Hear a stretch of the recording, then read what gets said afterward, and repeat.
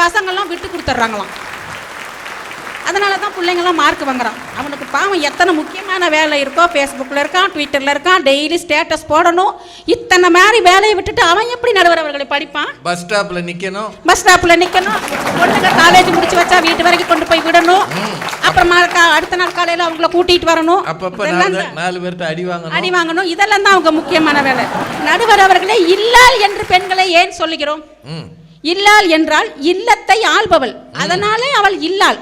யாராவது ஆண்களை இல்லான்னு சொல்லி பார்ப்போம், சொல்லி பாருங்க. ஒன்னும் இல்லாதவன்னு தான் பொருள் வரும். வெறும் பய நடுவர் அவர்களே. வெறும் பய நடுவர் எனக்கு கிடைச்ச பெரிய பாராட்டியாது. கிருஷ்ணகுமாரி மேடம், நீங்க ரொம்ப புகழ்றீங்க. ஐயா, பெண்களை மெல்லினங்கள் என்று ஏன் சொல்லுகிறோம்? அவள் மெல்லிய நுணுக்கமான உணர்வுகளை கொண்டவள். எந்த விதமான பிரச்சனைகளையும் அனுசரித்து விட்டு கொடுத்து போகிறவள் பெண். அதனால் தான் பெண்களை மெல்லினங்கள் என்று சொல்கிறோம். நடுவர் அவர்களே, பக்தியால் கட்டப்பட்டால் அது கோவில், அறிவால் கட்டப்பட்டால் அது பள்ளிக்கூடம், அன்பால் கட்டப்பட்டால் அதுதாங்க குடும்பம். ஒரு பொண்ணு நினைச்சா ஒரு பெண் தாங்க ஒரு குடும்பத்தை அடித்தளமாக நின்று தாங்கி காப்பாற்றி கட்டமைத்து செல்கிறாள். ஏனென்றால் பெண் அன்பே உருவானவள். 100 பேர் சேர்ந்து ஒரு மாளிகையை நிர்மாணித்து விடலாம், 1000 பேர் சேர்ந்து ஒரு மாநாட்டை கூட்டி விடலாம். ஆனால் ஒரு பெண் நினைத்தால் மட்டுமே ஒரு நல்ல குடும்பத்தை காப்பாற்றி கட்டமைத்து செல்ல முடியும். நடுவர் அவர்களே, அதனால் தான் ஒரு கவிஞன் எழுதுகிறான், வீடு என்பது தரையில் நிற்கவில்லை, அது பெண்ணின் தலையிலே நிற்கிறது என்று. நடுவர் அவர்களே, ஒண்ணு வேண்டாம், வீடே நீங்க தான் தாங்குறீங்க. ஆமா நடுவர் அவர்களே, அதாவது நாங்க வாங்குறோம், நீங்க தாங்குறீங்க. புதுசா கல்யாணம் பண்ணி போற பொண்ணோட நிலைமையை நீங்க யோசிச்சு பாத்தீங்களா? அவனை யோசிக்க. 20-22 வயசு வரைக்கும் அவங்க அம்மா வீட்டுல வாழ்ந்து வருவா. அவளை பெற்று வளர்த்த பெற்றோர், உடன் பிறந்தவர்கள், உற்றார் உறவினர்கள் எல்லாத்தையும் விட்டுட்டு புதுசா ஒரு இடத்துக்கு போறாங்க. அப்படி போறவளுக்கு தான் எத்தனை அறிவுரைகள். உன் கணவனின் மனசு கோணாம நடந்துக்கம்மா, அது 4 காலில் நடந்து வரும். உன் கணவனின் மனசு கோணாம இருந்துக்கம்மா, உன் மாமியார் வீட்டில் எல்லாரையும் அனுசரிச்சு போமா, உன் கணவன் கொஞ்சம் முரடுத்தான், முன்ன பின்ன இருந்தாலும் நீதாமா விட்டு கொடுத்து அனுசரிச்சு போவணும் என்றும் ஒலிக்கும் குரல்கள் எல்லாம் பெண்களின் குரலாகத்தான் இருக்கிறது என்பதை மறந்து விடாதீர்கள். ஆமா, யாராவது ஆண்கள் கிட்ட இப்படி சொல்றீங்களா? கல்யாணம் முடிச்சு போற பொருள், இங்க பாருடா தம்பி உட்காரு, அந்த பொண்ணை கல்யாணம் பண்ணி கூட்டிட்டு வந்துட்ட. நம்ம வீட்டில் தூங்கின மாதிரி 9 மணி வரைக்கும் பொறுப்பு இல்லாமல் தூங்கக்கூடாது. காலையில் 5 மணிக்கு எந்திரிச்சியா குளிச்சு கோலம் போட்டு பொண்டாட்டிக்கு காப்பி போட்டு கொண்டு கொடுக்கணும் அப்படின்னு யாராவது மருமகன்கிட்ட சொல்லியிருந்தா இப்ப சொல்லுங்கள் நடுவர் அவர்களை, நாங்கள் அணியை மாற்றிக்கொள்கிறோம். அப்படியே இமயமலைக்கு போயிருவான். 3 முடிச்சு எங்கள் கழுத்தில் விழும்போது நாங்கள் எதையெல்லாம் விட்டு கொடுக்கிறோம் தெரியுமா? எங்களுடைய சிரிப்பு, சந்தோஷம், மகிழ்ச்சி, இன்பம், ஆட்டம், பாட்டம், கொண்டாட்டம், கேளிக்கை எல்லாத்தையும் விட்டு கொடுத்துறோம் நடுவர் அவர்களே. வெறும் 3 முடிச்சல சரியான விட்டு கொடுத்துறோம் நடுவர் அவர்களே. ஆமா நம்புறோம். இதோட விட்டோமா? வெக்கம், மானம், சூடு, சொரணை எல்லாத்தையும் எங்க அம்மா வீட்டிலேயே விட்டுட்டு உங்க பின்னாடி பலிக்காடா மாதிரி நாங்க வர்றோம். அப்ப சும்மாதான் வர்றீங்களா? நடுவர் அவர்களே, நான் ஸ்கூல் படிக்கும் போது லாங் ஜம்ப் சாம்பியன், நீளம் தாண்டுதல். எங்க கணவருக்கு இது தெரியும். லாங் ஜம்ப்னாலே நீளம் தாண்டுறதாமா? ஆமா நடுவர் அவர்களே. இல்ல, நான் லாங் ஜம்ப் சாம்பியன் எங்க வீட்டுக்காரருக்கு தெரியும். ஒரு நாள் இருக்காரா? இருக்காருங்க நடுவர் அவர்களே. முன்னாடி இருக்காரா? இந்த இருக்காருங்க நடுவர் அவர்களே. சரி இல்ல பத்திரமா இருக்கணும். ஏன்னா இங்க இருந்து நீங்க லாங் ஜம்ப் தாவிராதீங்க. நானே அவர்கிட்ட சொல்லியிருக்கேன், நான் லாங் ஜம்ப் சாம்பியன் சொல்லியிருக்கேன். ஒரு நாள் ஏதோ பிரச்சனை பேசிட்டு இருக்கும்போது நல்ல விஷயத்தை தான் சொன்னேன். இந்தா உங்க வீட்டுல தாண்டின மாதிரி இங்க வந்து தாண்டாத அப்படின்னு சொன்னாரு. சத்தியமா சொல்றேன் நடுவர் அவர்களே, அதுக்கு பிறகு ஒரு காவாய கூட நான் தாண்டினல இது வரைக்கும். அது கூடலூருக்கே நல்லது.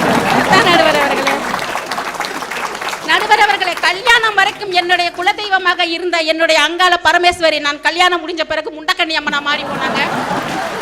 அவரே மாறிடுச்சா இல்ல அவங்க மாத்திட்டாங்க? இதெல்லாம் அநியாயம்.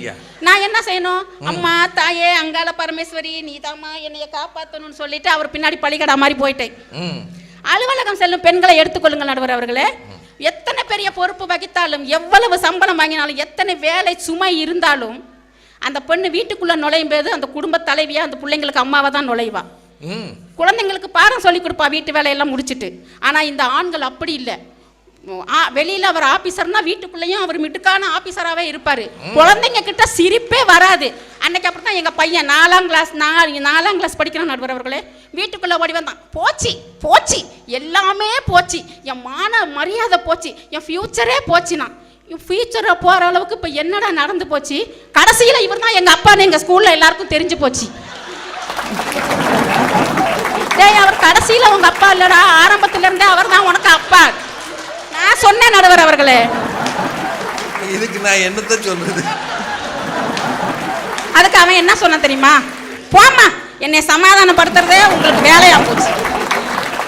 ஏமா அவனுக்கு அவர் மேல அவ்வளவு வருத்தம்? அப்புறம் நீங்க வீட்டுல ஆபீஸ்ல செல்லுபடியாத கோபத்தை வீட்டுல தானே கொண்டு காமிக்கிறீங்க. நடுவர் அவர்களே, அந்த கணவன் கலைத்து வர்றாருன்னு வைங்க ஆபீஸ்ல இருந்து, அந்த பொண்ணு கண்டுபிடிச்சிருவாங்க. ஏன் இவர் முகம் இப்படி வாடி இருக்குது, என்ன காரணம்? ஆபீசர் திட்டிட்டு போறோம். கிட்டத்துல போய் உட்காந்து பேசுவா. ஏங்க இவ்வளவு டயர்டா வரீங்க, ஆபீசர் திட்டாரா? சே, இதுக்கு போயா இப்படி சோர்ந்து போவீங்க? திட்டா இதுக்கு போயா இப்படி சோர்ந்து போவீங்க? இங்க பாரு, முகமெல்லாம் வேர்த்து போயிருக்குன்னு சொல்லி இந்த முந்தானை எடுத்து அவர் வேர்வையை தொடச்சு, வாயா மந்தையில நின்னாலும் நீதாயா வீரபாண்டி தேருன்னு சொன்னா அந்த ஆள் இங்க இருப்பான்னு நினைக்கிறீங்க? நடுவர் அவர்களே, சொர்க்கம் என்பது வேறு எங்கே இருக்கிறது? செத்து பணத்துக்கு பின்னாடி போறதுக்கு பேரா சொர்க்கம்? இல்லை நடுவர் அவர்களே. இப்படிப்பட்ட பெண்களால் தான் குடும்பங்கள் சொர்க்கமாக்கி கொண்டு வருகின்றன நடுவர் அவர்களே. அதனால அங்க திட்டு வாங்கணும், இங்க சந்தோஷமா இருக்கு. ஆமா, நான் சினுங்கினால் செல்ல அடி கொடுப்பாள், என் விரல்களுக்கெல்லாம் சொலுக்கெடுப்பாள், என் நகக்கண்ணில் கூட அழுக்கெடுப்பாள். இதை நீங்களும் பெண்களுக்கு செய்யலாம், ஆனா செய்ய மாட்டீங்க. நான் இப்படி நகத்தை வெட்ட விட மாட்டீங்களே. நான் இப்படி சொல்லி நிறைவு செய்கிறேன் நடுவர் அவர்களே. உங்களோடு மேடை ஏற எனக்கு ஒரு அருமையான வாய்ப்பை அளித்த சர்வதேச நகைச்சுவையாளர் மன்றம் கூடலூர் பொறுப்பாளர்களுக்கு எனது நன்றியை தெரிவித்துக் கொண்டு, நடுவர் அவர்களே, தமிழ்நாட்டு மக்கள் தங்களுக்கு ஒருவரை பிடித்து விட்டால் தலைக்கு மேல் தூக்கி வைத்து கொண்டாடுவார்கள். நீங்களும் அப்படித்தான். எங்கள் தமிழக சகோதரிகளின் மனதிலே எங்கள் குடும்ப உறுப்பினராக ஒரு மூத்த அண்ணனாக நீக்கமர நிறைந்திருக்கிறீர்கள். உங்களது குரல் அந்த சகோதரிகளுக்காக இந்த மேடையிலே ஒலிக்கும் என்ற நம்பிக்கையில் உங்களோடு இருந்து விடைபெறுகிறேன். நன்றி, வணக்கம். ஆனா கிருஷ்ணகுமாரி மேடம் ரொம்ப நல்லா பேசியிருக்கிறார். உண்மையிலேயே இந்த ஊர் சார்ந்த 2 பேச்சாளர்களும் மிக சிறப்பாக பேசியிருக்கிறார். இந்த மேடையில் கொஞ்சமும் ஒரு தயக்கம் இல்லாமல் யோக்கியமாக பேசினார்கள். ஆபாசம் இல்லாமல் நாகரிகமாக பண்பாட்டோடு 2 பேர் பேசினாங்க. இதுவே இந்த ஊரின் பெருமைக்கு அடையாளத்துக்கார். இன்னுமே நல்லாவே உங்களுக்கு பாராட்டு சொல்லலாம். அவங்க சில வருத்தங்களை எல்லாம் சொல்லியிருக்கிறாங்க. ஆஃபீஸ் எவ்வளவு வேலை செஞ்சாலும் வீட்டில் வந்து நாங்கள் வேலை செய்கிறோம், நீங்கள் ஆம்பளை அப்படி செய்கிறீங்களா? உள்ள நுழையும் போதே சல்யூட் அடிக்கணும்னு எதிர்பார்க்குறீங்க. அதனால தான் பையன் இவர் கடைசியில் எங்கள் அப்பான்றது தெரிஞ்சு வச்சுட்டான். இல்லை, அது அந்த இளைஞர்கள் இப்போ ஒரு வயசுலலாம் இப்போ அப்படித்தான் நினைக்கிறாங்க. அது எந்த ஒரு பிரபலமான மனிதரையும் அவங்க பிள்ளைகள் பெரும்பாலும் பாராட்டுறது இல்லை. அது உண்மை, அது அதை கரெக்டாக சொன்னாங்க. ரொம்ப அருமையாக முதல் 2 பேரும் பேசிட்டாங்க.